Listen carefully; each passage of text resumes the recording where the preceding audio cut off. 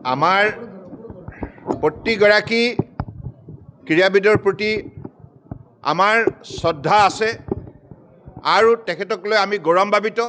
নিশ্চিতভাৱে এই সন্দৰ্ভত আমাৰ যিখিনি কৰণীয় আমি ৰাজ্য চৰকাৰৰ তৰফৰ পৰা আমি নিশ্চিতভাৱে কৰা হ'ব।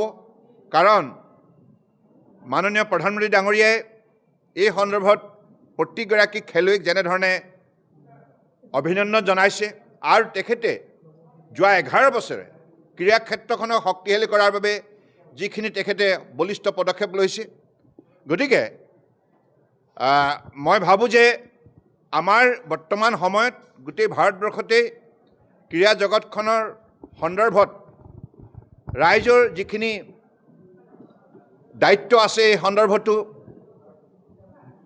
মাননীয় প্ৰধানমন্ত্ৰী ডাঙৰীয়াই যোৱা 11 বছৰে যিখিনি দৃষ্টান্তমূলক পদক্ষেপ গ্ৰহণ কৰিছে তাৰ ফলত আজি ক্ৰীড়াবিদসকলেও উৎসাহিত হৈছে আৰু এই ক্ষেত্ৰত আমাৰ প্ৰতিগৰাকী খেলুৱৈৰ প্ৰতি সমদৃষ্টি ৰাখি সকলোৰ প্ৰতি আমি শ্ৰদ্ধা জনাই আমাৰ যিখিনি কৰণীয় আৰু আমাৰ উৎসাহ জনোৱাৰ যিখিনি দায়িত্ব সেইখিনি আমি সদায় পালন কৰি যাম। ইয়াত কেতিয়াও কৃপণালি কৰা নহয়।